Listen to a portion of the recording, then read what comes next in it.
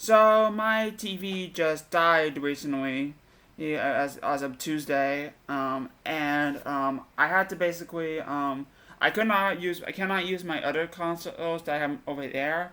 My TV's actually sitting next to me on the floor right now, but yeah, basically my TV died, and pretty much I had to basically play Switch games because I cannot use the other consoles. If I use the other consoles, I have to set it up in the living room. It's gonna be a huge pain.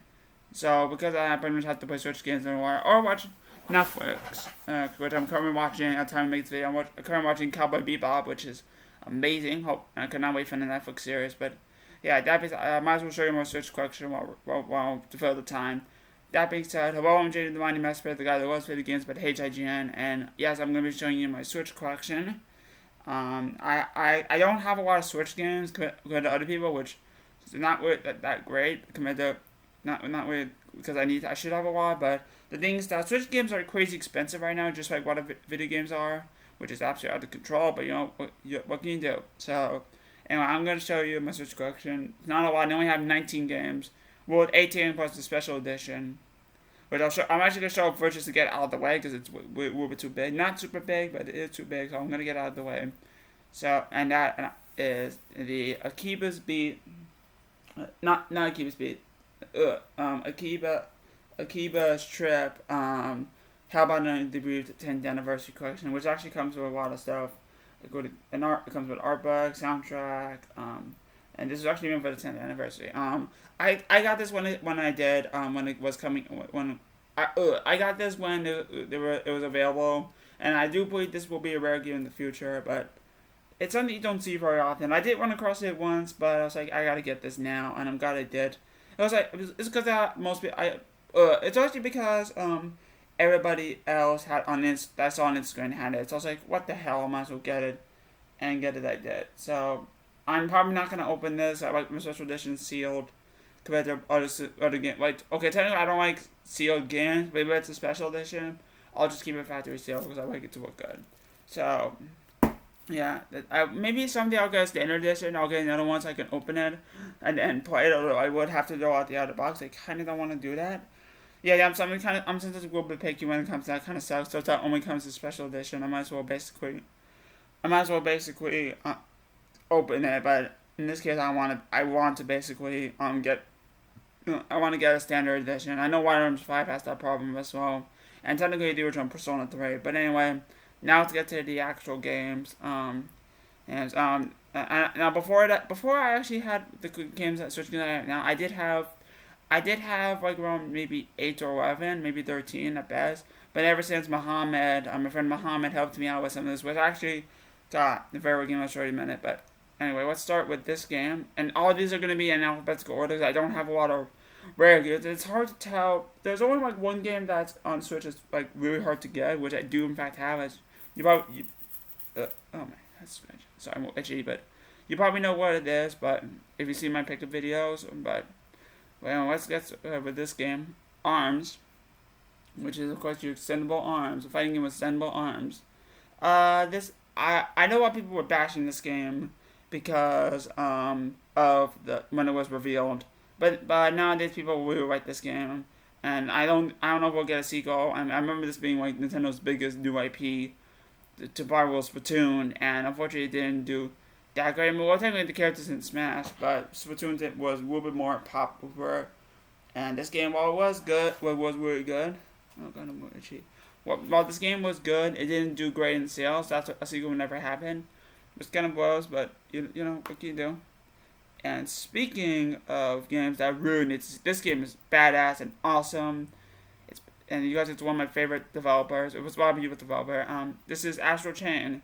It is one I'm really excited to get a hold of. This was made by Platinum Games, which of course at the time of making this video, we just got new information on Bayonetta 3. Cannot wait. We want to play Bayonetta this bad. Out of all the Platinum games, I played Mad World, and I played Metal Gear Rising: Revengeance, and I do want Infinite Space, which was developed by Platinum Games, so that game is really hard to get. And it's been in my watches forever, which maybe someday I'll get it, maybe I won't. But this game is badass. It's awesome. And maybe someday I'll get a hold of it. Maybe someday I'll get a hold of Bayonetta someday. And I also want Fangirls. That's an awesome one. But it's too bad that I kind of get up the cancel scale map, but this is cool. Alright, this game. This is a... Oh, first I'm going to show you. Attack on Titan 2 Final Battle. This is a very known for being the rarest Switch game in the White Sin set. And at the time of making this video, this game, the last time I checked, this game was going right around $300, which is absolutely crazy for a Switch game. But I mean, the reason why this game is so expensive nowadays is because the reason why this game is rare is because the last season of the anime sucked, which kind of blows. But anyway, this game is I don't want to pay $300 for this game. So when Muhammad gave me this, I was like, bro, oh my god. So it's just amazing. He actually was being generous to give me something like this, and I'm really happy that he's helping me. Add a game like this because I am a collector, obviously, and this will be the stuff I've been looking for, and I don't want to pay eBay prices. So I'm really excited to get this game, and again, thank you so much to Muhammad for hooking me up, and also I will say thank you so much to Muhammad for hooking me up with these 3 games, or not all these 3 games actually did come from Muhammad actually. So thank you so much, thank you so much to Muhammad. I will actually Actually, matter of fact, this video is actually for Muhammad. Actually, this is dedicated to my friend Muhammad because he helped some of the games I got were from him in terms of quality wise and quantity wise. So I would like to give him a shout out and I'll link his channel in the description down below. I haven't subscribed to him yet, maybe I will, but I will link his channel. Definitely check him out. But anyway, hopefully I'll boost his subscriber count. But anyway, next up this is probably my favorite fighting game on the Switch, and this one I got from Alec. This is my favorite fighting game on the Switch. I like it way more than Super Smash Bros. Ultimate. BlazBlue Cross Site Battle, and why is one of the reasons that? Well, take a look at the back.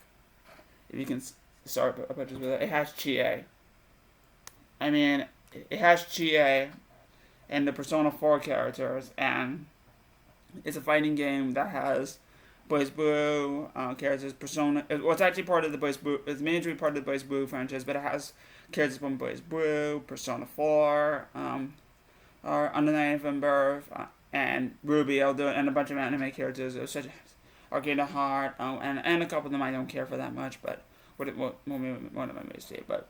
Yeah, what's kind of surprising is that what was really unique how they picked the character selection. They basically picked from 2 fighting games, which are BlazBlue and Under Night for Birth, and a JRPG, which was Persona 4, and an anime, which was Ruby. Technically Ruby was a web series by Rooster Teeth. And believe it or not, this is actually the first time Ruby characters have appeared in the video game. Of course, you don't know, Ruby is a TV series by Rooster Teeth, Screw Attack, who is no longer around, but Rooster Teeth made the series, and I heard it's really critically acclaimed. Sadly, the creator of the show, the anime died after the second season, which sucks. But yeah, this is one of my favorite fighting games, if not my favorite fighting game on the PS Switch. My favorite Switch. My favorite Switch. My favorite Xbox 360 fighting game is probably Persona 4 Arena Ultimate, even though that game was super hard to come by. Probably my favorite. This is my second. And actually, believe it or not, something happens with this game. And I thought the story mode is really, really good. Please play this game. That's one. And this game I got on a whim. Question Mana. This game comes with Final Fantasy Adventure, which is the Game Boy game, Secret of Mana, and the first official was of the original version of Trials of Mana, which we got the remake, which I did not pick up, sadly, but I'm still looking for that one, by the way. But I bought this one on a whim. So I purchased with the Grare, but I bought this game on a whim. I thought this would be a rare game in the original, and it turned out to not be. So I ended up overpaying for it, so it was, but what can you do? This game I got for my birthday from my dad. Actually, we went to Best Buy, and I saw this game at a GameStop a couple months earlier, but he didn't. Hack's father didn't get it for me, which I'm so glad he didn't, because I eventually got one from my father at Best Buy a couple of years ago. Dragon Quest 11. This is by far the perfect way for me to be reintroduced to a franchise with Dragon Quest. I have put Dragon Quest 7 and 8 on the 3DS. However, I didn't really those games didn't. As much as I love Final Fantasy, I didn't really get into Dragon Quest that often. This was the game that properly introduced me to Dragon Quest, which I knew about Dragon Quest before. They put a game like Fortune Street, which I loved that game, but I did not really play much of Dragon Quest until I played this game. This is basically the perfect Dragon Quest game, and one of the best Switch games ever made. And this is actually an updated version.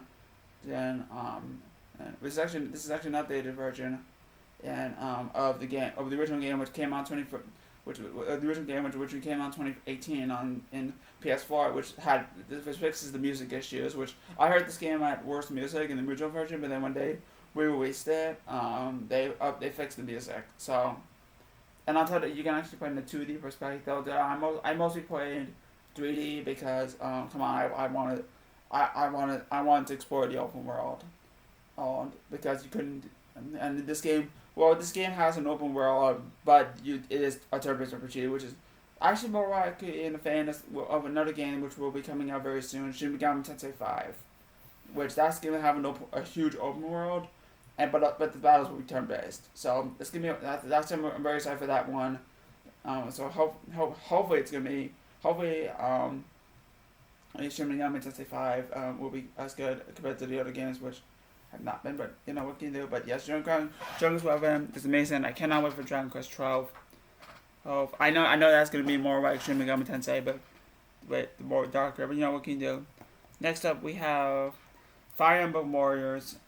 This is actually pretty fun. This is a very underrated Switch game, and definitely a really fun one. In fact, I'd say that this is one of the best Dynasty Warriors or crossover games alongside Hyrule Warriors, and compared to another game which we will talk about later. Yeah, this game is really good, really good. Wouldn't say it's amazing, but I actually did spend so much time in this game, so I have to give it credit where credit's due. And I don't have this much Fire Emblem games, and I do want Fire Emblem to have a rating. However, it's way too expensive, and it kind of makes me angry when a YouTuber, someone like Sid Cooper, buys up all the the copies to sell at a store. And he's also doing that for Fire Emblem Radiant Dawn. However, Radiant Dawn is not as hard to come by. I do run across that one all the time. I just don't have the money to pick it up. But I do run across Radiant Dawn. I have run across Radiant Dawn a few times actually. So it's not a hard game. That's not as hard to find as it should. So I'll get that one eventually. But yeah, Path of Radiance is hard to find. Radiant Dawn is not as hard to find. It's more valuable. It's uncommon, but it's not rare. I mean, you can find it because as it came out in 2007, Nintendo printed too many copies of that one. Just said it's expensive because of the whole Fire Emblem Awakening and that trend. Anyway, next up we have Kirby Star Allies, which I did a trade with my brother to get this one. This one I'm not gonna lie, this one was way too easy and way too short than it should have been. And I actually played this game with my brother. Actually, we did a playthrough with that one. He wants me to do the other mode. I said no because this one was. It's not because I didn't say that because I didn't want to do more. It's mostly because this game was disappointing because it was disappointing because the game was too short. It was too easy than it should have been, and the ending was I didn't say it to him, but it was mostly garbage. Actually, the ending was garbage. Actually, to be honest, it wasn't really much of an ending. Because basically, you were basically getting these stars, and you're still on the final boss, and then you're basically going. The ending is not really a cutscene; it's mostly graphics from the game, and it's not. I wasn't a fan of the ending. It should have ended a lot better than it did. But you know what can you do? Next game. Okay, this is a definition of the term hidden. This game is a definition of the term hidden. And I love this. I love this game. I love this game. And this is honestly my favorite Switch game. My favorite Switch RPG. My favorite. I know people say Breath of the Wild is their favorite one. I think this is honestly my favorite Switch game because in fact it's fun. The characters are super likable. And it's just an amazing RPG, and then probably the perfect way for me to be introduced to this developer and not to the developer who made this game, and that's the Legend of Heroes Trials of Cold Steel 3. Oh my god, I love this game. This game is basically this is like the perfect blend of a RPG and a fantasy setting, but also a little bit modern. It's more like it takes place in the older times, but more like in an Emborian Empire per se. But the characters are super likable. Rean Schwarzenegger is a pretty much such a super likable protagonist and teacher as well. And of course you have Una Crawford, who's basically your standard everyday cheerful girl. Who, yes, she does get annoying at first, but unlike another character in the same series, Eliza, who is way more of a jerk than she should have been, and Una Crawford basically matures throughout the game. And then from what I see in Trials of Cold Steel 4, you could also see her mature way more, or in actually basically has, because of that the Reen has, from what I heard, Reen has been mind controlled. Basically, Yuna has to take over as leader. It shows what a great female character can do. So, and unfortunately, what actually sucks about this game is that not a lot of people talk about this game, and this game is going for 75 to $80 on eBay. So, and I tell you, this game is not easy to find because again, even though it's an NES game, Falcom games they don't print too many of these. So this is not. I do think this will be a very hard game to find in the future, but at the same time, it is definitely worth every cent of your penny of your month, every month dollar you could save up, because it is basically. It's just an amazing game. I love this game. And compared to another few RPGs I played, this is basically an RPG I can easily come back to. If you were to ask me which RPG I would ever come back to, this would be the game. Okay, if there was an RPG that you would I would definitely say, hey, what's your favorite RPG on the Switch? This will be the one I pick because it's so freaking good, and it's the perfect way for me to be introduced to to Nihon Falcom. And I have actually got more games behind this develop. I got Brandish, which that game's not as good, but that's pretty hard to fucking find. I got of course Trials of Cold Steel 1, and which is also uncommon. We got to get that one, and I think I got one. There's one more. I think that might have been one more I've gotten, although I'm not sure. I think those are my own doing the Falcon. I have to work, but this game is so freaking good. Please play this game. If you can find this game in the wild, please play it. It is so damn good. And I haven't talked long about this game. Unfortunately, praise cannot last forever, and unfortunately, we have quite possibly the worst game I've played on the Switch. And it's kind of surprising. Okay, so I love Shin Megami Tensei. Shin Megami Tensei is one of my favorite video game franchises of all time. And by Shin Megami Tensei, I'm basically talking about everything that's involved, everything that we got in Shin Megami Tensei. I'm talking about the main series, Devil Summoning. I've never played Devil Summoner. Anything Shin Megami Tensei, I expect it to be good, because Shin Megami Tensei is basically. I just played Nocturne, and I will review that for Horror Games Month. This is even only got a couple days of it, but it's basically hours of demon killing fun. And Persona is basically it's like that, but more in a high school setting. Except you're basically working as a group of high school students. And in your group, and you can summon personas. It's like JoJo's Bizarre Adventure.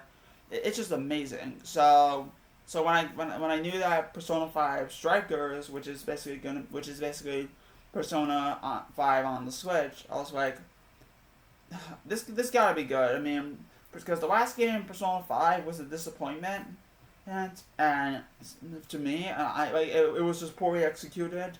So and this could have been the game that basically is basically like, cause this is an action RPG. People, which compared to the dinosaur, now people are saying that this is more like Kingdom Hearts in a way.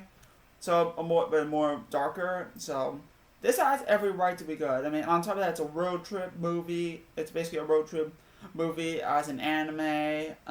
What else am I missing? I like road trip movies. One of my favorite movies of all time is the Muppet movie. You know how they go on the road and they struggle, and face the struggles they have to go on the way. Well, this is more likely. So this would basically be Kingdom Hearts and the Muppet movie combined into one. That should be amazing, right? No, it's not. It's a piece of fucking shit. Because for one thing, and the characters are way less likable. I know On is basically the most sexiest thing you could ever see in a video game. Like what you're ever seen in your goddamn life. But what sucks about her is that she's actually even more whiny. Like, okay, let me explain. So basically, there's like this one mission. So there's like this one mission where basically, this one part where basically, you have to be, this, okay, there's this one part where you basically have to, in order to get to, what's the guy I'm thinking of? The Snow Queen, you have to basically push these blocks. The problem is that they don't tell you. Well, I know a lot of people they don't. You can't pull. You have to push. I know a lot of video games do that, but that's a bad example. Here's a good example. There's like this one cutscene, and where they have to basically go to the sewers after a riot attacks their fan, which they've been using. So they have to basically go to the sewers. For some reason, if I can find her, this dumbass, Makoto Nijima, not Yuki. Yuki's a badass and awesome. Nijima is basically scared. But what sucks about what sucks is that instead of being scared as a normal human being like character, she decides to act as like an idiot and basically act scared as the disguise as the Phantom Thief. And what sucks that she's supposed to be the badass. And there's even a promotional art that's basically had her as a badass, just like Makoto Yuki. So she's supposed to be like Makoto Yuki. I get that she's scared of ghosts, but what sucks about it is that she basically doesn't. She gets scared in the freaking sewers to the point that she had to reveal her sister and say that they were just friends when basically they're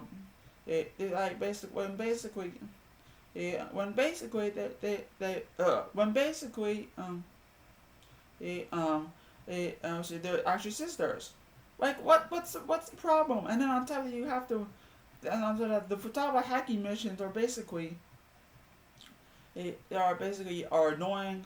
Like, and on top of that, they were just boring. Like you were basically doing the exact same thing, and Futaba was like, thanks for the help, guys. Like she's basically saying the exact same thing every time, and like the first time it's best stylish. Second time, but then we realize she says it over and over and over again. Like I don't understand why she couldn't change her dialogue. It's because they ran out. Maybe because that was ran out of money or something.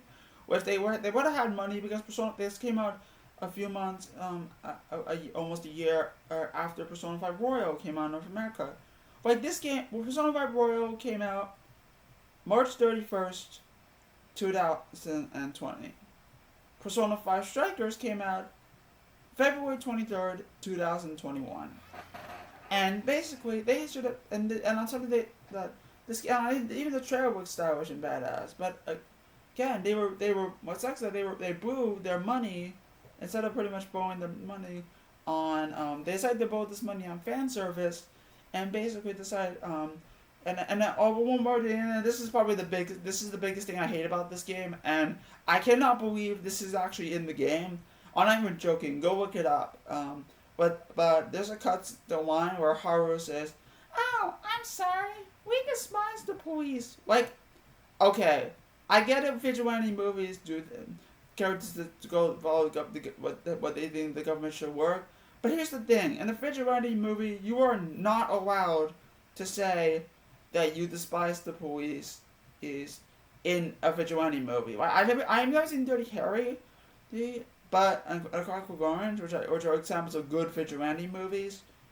But I have played Grand Theft Auto, and in Grand Theft Auto, did they ever say that they despise the police? No, they didn't, because they're basically following the government over, and they're doing it secretly, which is how vigilantes should work. This game, they're basically revealing that they're basically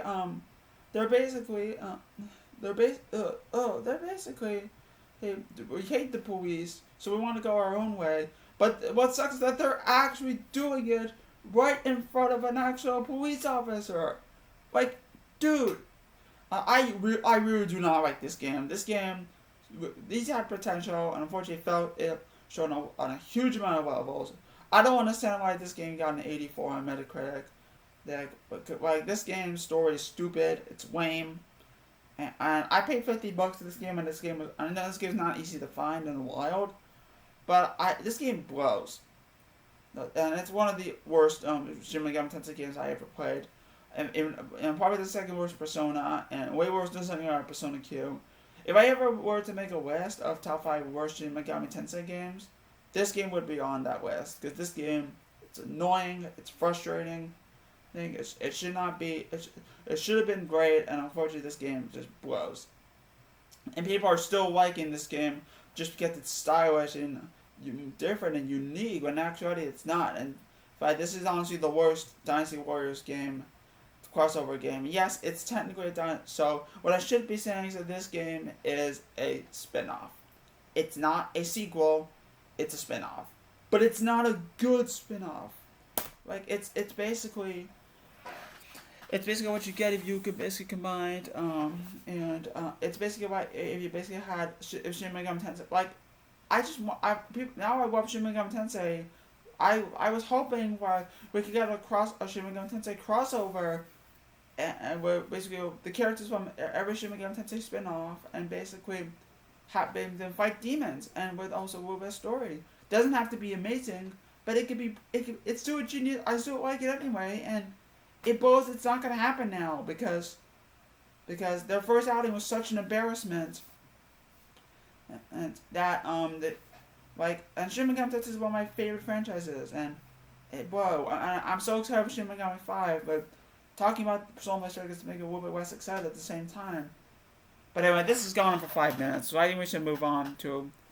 Oh my, this has gone on for 5 minutes. I could just make this. I'll have to pretty much put times as where I talk about this. But anyway, I gotta make this a little quicker. We got Pokemon Let's Go Eevee, and which is it? Which actually really need Pokemon game. It's more like Pokemon Go in a way.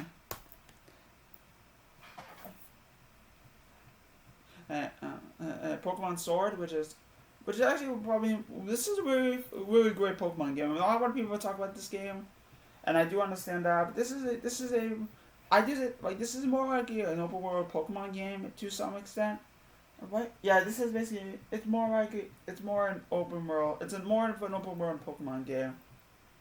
And well, basically not open world. It's more like they're taking the open world elements in this game, and of course they're basically making this game has it has some open world elements to an extent, and it does it really, really well.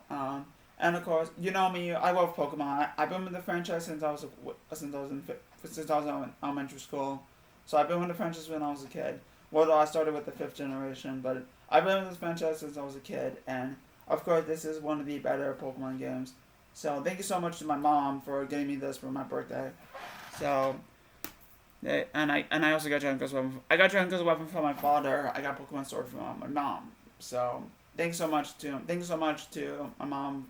If she's watching this, thank you so much. I really appreciate it. Anyway, next up we have Rune Factory 4 Special, which I actually got this. I actually wanted to play this game. I was really enjoying it until I got stuck at the stupid horse boss. The stupid electric horse boss, I was enjoying this game until I got stuck, and now I don't know if I can play this again. But yeah, this is a I bought just with the Guerra, but this is a really great RPG. I never played Harvest Moon or Rune Factory, and this is a really great way. So, and of course, I cannot wait for Rune Factory 5. Hopefully, and I do want to get the Rune Factories on DS. Mark, I want to get Rune Factory on the Wii and PS3, which I know those ones are pretty good. Although I don't want to cross them very often, I know it's one I want on PlayStation 3, which again, I'm going for a complete PlayStation 3 set. So I need that game. If somebody has that game, let me know. Next up, we have Sega Genesis Classic, which I got this game on Switch on a whim. For best for $30, which is about what to go for. I also got Street Fighter, Dirty Anniversary Collection, and which is a really great compilation. But what can you do? Next up, of course, we have 3 more games left. I can't believe this is taking 30 minutes. This should not have been this should have been about 15 minutes. That's why I take away 30 minutes. I didn't take anything long, so let's finish this up. Super Mario Odyssey, really great. This is a really great. Actually, this is by far my favorite Mario game of all. Used to be Mario Galaxy 2, but I think Mario Galaxy 2 still will be my favorite of all time. But this is probably my second favorite, because this game there's so much stuff to do, and this is actually the last game I had to show that I got from Muhammad. So thank you so much to Muhammad if you're watching this. But this is really great. One of the best Mario games ever made. One of the best Switch games ever made. 2017 was one of the best years for video games, and this is a big reason why. Love this game. So good. And of course, we got Super Mario Party, which, believe it or not, the newest Mario Party, Mario Party Superstars, just came out. So I'm actually looking forward to play this game. I'm actually looking forward to playing that game.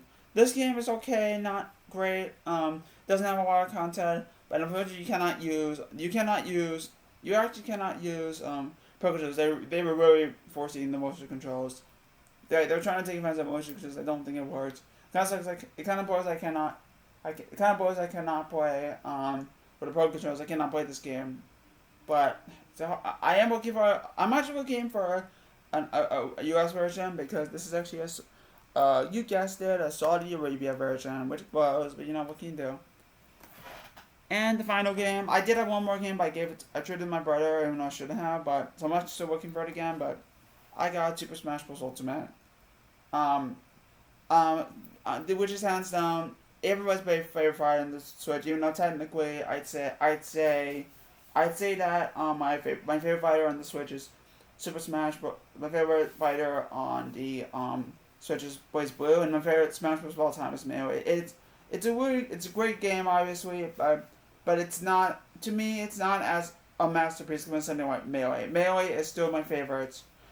Okay, technically Ultimate would be my favorite, but Super Smash Bros. Melee is still probably my favorite in the series, because of how amazing it was, how fast it was, and just how much of a great game it was. Especially when it came out and when I first got my hands on it. This game, while it is great, my main problem with this game is the online is slow and annoying. It's hard for me to play matches online. The story mode was just stupid.